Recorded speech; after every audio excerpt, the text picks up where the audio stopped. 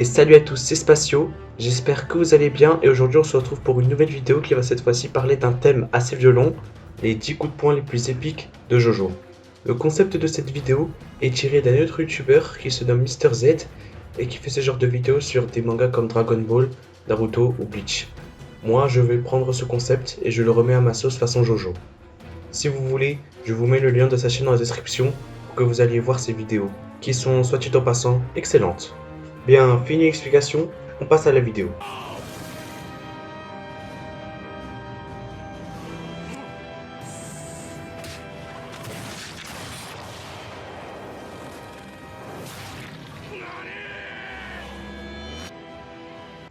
Premier, des 10 coups de poing les plus épiques de Jojo, Jonathan contre Tarkus. Alors, j'ai oublié de vous le dire avant, mais je prendrai en compte que les coups de poing ou les doubles coups de poing. Les rafales de coups de poing ne seront pas pris en compte, je laisserai ça pour une future vidéo. Dans la partie 1 de Jojo, nous sommes en 1888 en Angleterre. Dio, qui était devenu un vampire grâce au masque de pierre, monta une armée de zombies pour conquérir le monde. Zeppeli, qui est un maître de l'onde aguerri, accepta d'entraîner Jonathan et de l'initier à la voie de l'onde. Une fois la formation de Jonathan terminée, accompagné de Speedwagon qui ne craint personne, ils partent en direction de la ville de Windlightlot, la ville où se trouvait le château de Dio. Arrivés là-bas, Dio les attendit et leur tendit un piège, les forçant à se battre avec une armée de zombies. Parmi eux, deux chevaliers, Tarkus et Bruford, qui étaient clairement beaucoup plus puissants que les autres, et qui leur donna beaucoup de fil à retordre. Jonathan arriva à vaincre Bruford lors d'une des meilleures scènes de la partie 1, la première utilisation d'une rafale de coups de poing, qui deviendra par la suite mythique dans ce manga. Ensuite, ils affrontèrent Tarkus, mais les choses ne se passèrent pas comme prévu. Jonathan est dans l'incapacité de se battre, Zeppeli arriva à son secours. Mais Tarkus avait réussi à éliminer Zeppeli grâce à l'une de ses techniques consistant à couper en deux l'ennemi avec une chaîne, le Hell-Heaven Snake Kill. Mais Zeppeli, qui était toujours en vie, donna son ultime technique à Jojo, le Jeepers Overdrive, ce qui lui vida de toute son énergie vitale pour la transmettre à Jojo. Et là, Jonathan se réveilla et ne fit qu'une bouchée de Tarkus, avec un double coup de poing en guise de finish qui lui écrasera la tête et le désintégra. On a même vu des dents et un œil voler pendant ce coup, ce qui prouve que c'était vraiment violent. Et pour le deuxième des 10 coups de poing les plus épiques de Jojo, nous retrouvons encore Jonathan avec un double coup de poing, et oui, je pense que c'est le spécialiste des doubles coups de poing, qui va l'asséner à Dio, lors de son combat final contre lui. Dio est quelqu'un de trop fort, ses techniques de réfrigération est plus rapide que l'onde, ce qui ne laissa pas le temps à Jonathan de lui porter un coup de poing, car lorsqu'il l'a fait, il s'est fait automatiquement geler, sans que l'onde n'ait eu le temps de passer dans le corps de Dio pour le désintégrer. C'est alors que Jonathan eut l'idée d'enflammer son gant pour donner beaucoup de chaleur à son coup de poing, puis ensuite enflammer son deuxième gant pour pouvoir donner un double coup de poing magnifique à Dio et passer ses pouvoirs de réfrigération. Après ça, Dio s'est fait battre, puis est tombé de la falaise, faisant croire à tout le monde qu'il était mort, mais bon, on sait tous qu'il en faut beaucoup plus pour véritablement le tuer. Après une ellipse de 100 ans plus tard, nous retrouvons maintenant Jotaro, qui est un spécialiste des coups de poing. Du coup, c'est un peu normal si vous le voyez plusieurs fois dans cette vidéo. Après, avec Jotaro, j'aurais carrément pu faire une vidéo dédiée à lui sur les 10 coups de poing épiques, tellement il en a fait. Mais bon, je n'en sélectionnerai que 3. Donc c'est parti, nous retrouvons Jotaro avec son adversaire du jour, Endoul. Après être arrivé en Égypte, les Crusaders tombèrent sur un ennemi très puissant, Endoul, qui a pratiquement fait du 6 contre 1.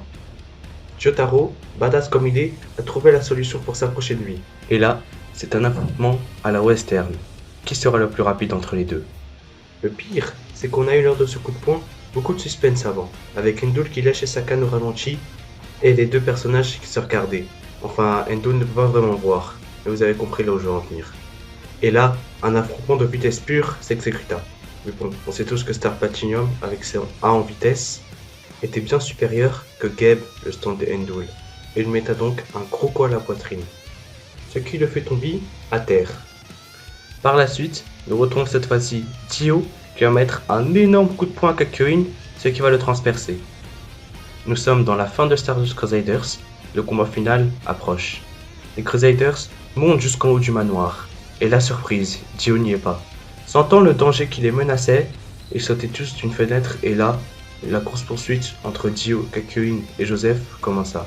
Kakyoin réussissa à piéger Dio dans une barrière contenant le filet derrière Van Green, qui va déclencher un Emerald Splash à chaque contact avec le filet. C'est là que Kakyoin lança un Emerald Splash de tous les côtés, et Dio n'avait d'autre choix que d'utiliser son stand pour arrêter le temps. Sauf qu'on ne le savait pas encore à ce moment-là, et du coup, on a une grande surprise en voyant que c'était Kakyoin qui était blessé. Et croyez-moi que c'est une grande blessure de se faire ouvrir le ventre à coups de poing, ce qui va bien évidemment tuer Kakyoin. Mais bon, par la suite, Jotaro le vengea en faisant découvrir à Dio la douleur d'un donut. Et le cinquième coup de poing, nous retrouvons Jotaro, qui va mettre une véritable patate au crâne de Dio, ce qui va complètement le fracturer.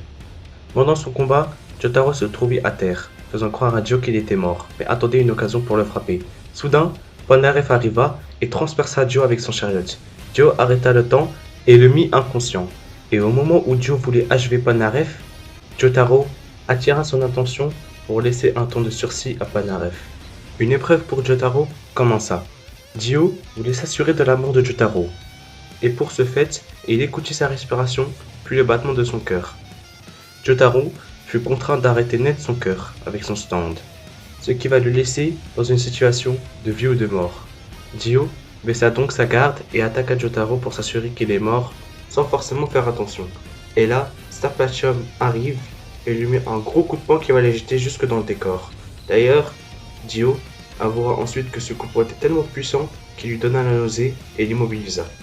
Comme quoi Star Platinum, quand il veut, il peut te faire très mal. Et pour le sixième des 10 coups de poing les plus épiques, c'était un peu obligé de le mettre. N'importe quel fan de Jojo à ma place l'aurait mis. Pas besoin de s'attarder là-dessus. Le coup de poing final. Celui qui libéra les Joestars d'une malédiction de 100 ans, avec littéralement 70% du corps de Dio parti en poussière. Quel boss de Star Platinum. Nous passons maintenant à la partie 4, avec un Jotaro plus vieux qui se rendit dans une petite ville du Japon appelée Morio, pour y rencontrer un certain Josuke Higashikata. Pendant ce temps, un petit lycéen se fait racketter par une bande de racketteurs. On apprit par la suite que c'était lui ce fameux Josuke Higashikata. Le racketteur a eu le malheur de lui critiquer sa coupe de cheveux. Et là, un stand est sorti pour lui littéralement péter le nez du racketteur en une fraction de seconde. Quelle surprise qu'il sortit un stand comme ça de nulle part. On a appris avec cette scène que pour notre propre sécurité, il ne vaut mieux pas critiquer la coupe de Josuke. On passe maintenant à la partie 5 avec, vous savez tous, Diavolo et son King Crimson. Alors lui c'est encore pire que Jotaro, c'est véritablement le spécialiste des coups de poing, du coup je ne vais en prendre qu'un seul.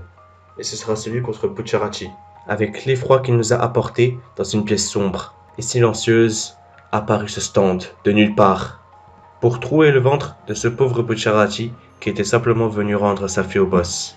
Car lorsqu'il a trahi le boss, il ne s'est sans doute pas douté qu'il pouvait subir un tel sort.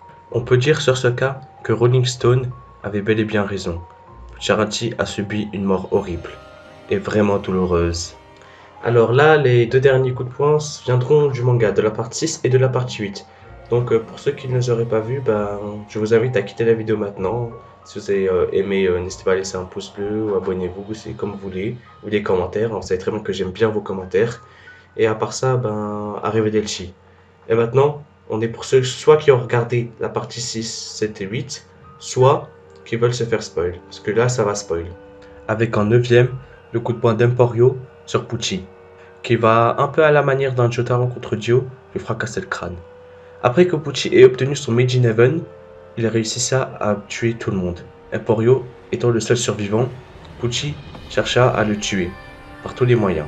Sauf que Emporio avait dissimulé le disque de Weather Report pour que Pucci accidentellement le fasse rentrer dans son crâne et lui obtenu son stand, Weather Report. Après ça, il utilisa une technique hyper dangereuse, la saturation en oxygène à 100% dans une pièce. Pucci ressentit ses effets, accéléra le temps, mais ça ne fit qu'empirer.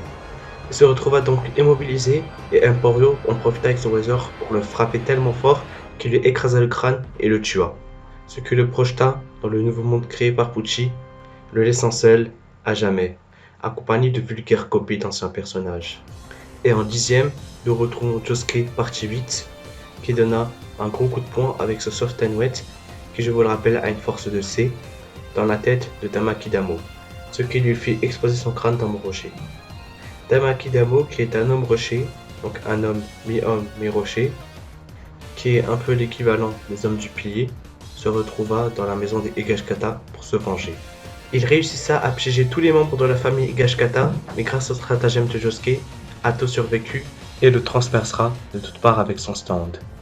S'enfuyant, Josuke le rattrapa et ne prit même pas le temps de taper la discute avec lui. Bam! Un coup de poing, un seul, ce qui va bien évidemment le tuer sur le coup. Voilà, du coup j'espère que cette sélection vous aura plu. Si vous avez aimé, abonnez-vous, likez, partagez et surtout commentez. Il faut que je connaisse votre avis pour m'améliorer encore plus à chaque vidéo et vous fournir du contenu de qualité. Voilà, à bientôt et sur ce je vous dis... アリーベ・デルチ